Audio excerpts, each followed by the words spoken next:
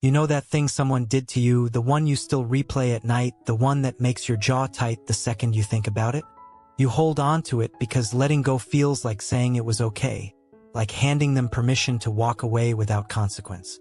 You think remembering is the only way to prove the hurt was real, the only way to keep score fair. But most people don't realize that holding on doesn't keep the other person trapped. It keeps them free, and it keeps you standing still. When someone wrongs you, the most natural thing in the world is to build a wall. You stop calling.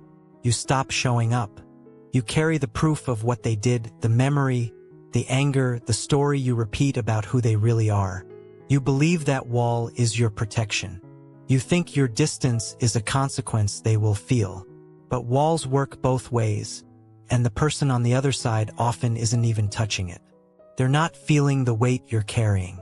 They may not even know the wall is there. One man had to learn this the hardest way possible.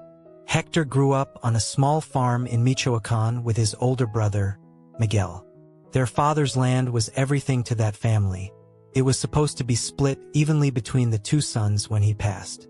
But when their father died, Miguel signed the papers alone and kept the whole deed for himself. Hector was shattered. On his way off the property that last day, he pulled the iron key right off the farm gate.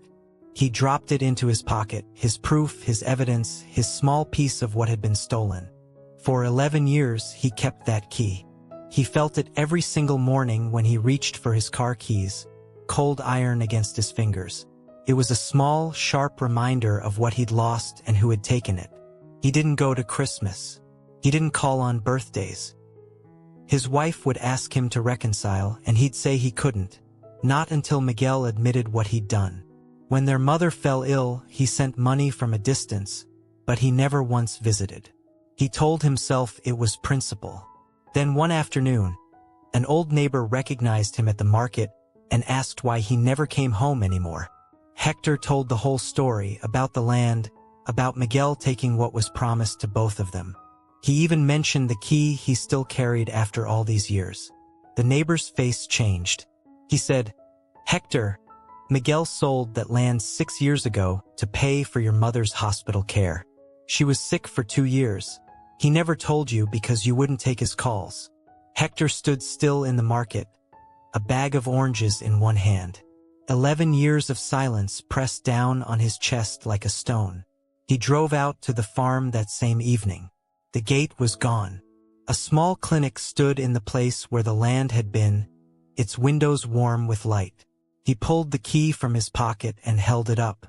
A small piece of iron that opened nothing, led nowhere, and fit no lock in the world anymore. He stood there for a long time just breathing.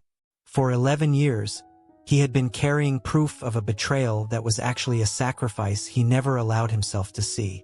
If a friend said something cruel and you stopped sitting with them at lunch, you might think your silence is teaching them a lesson.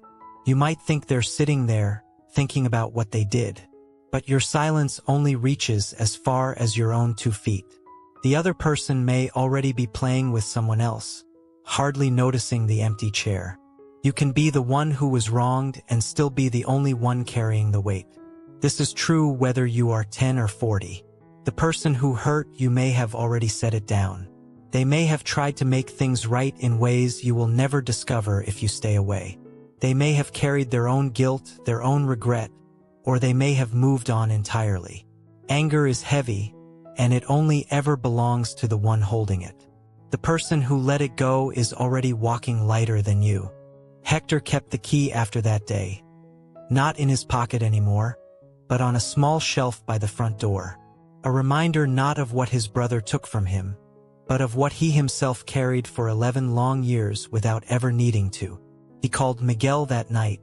The phone rang twice before a tired, familiar voice answered, and Hector said the only thing he could, "I'm sorry it took so long."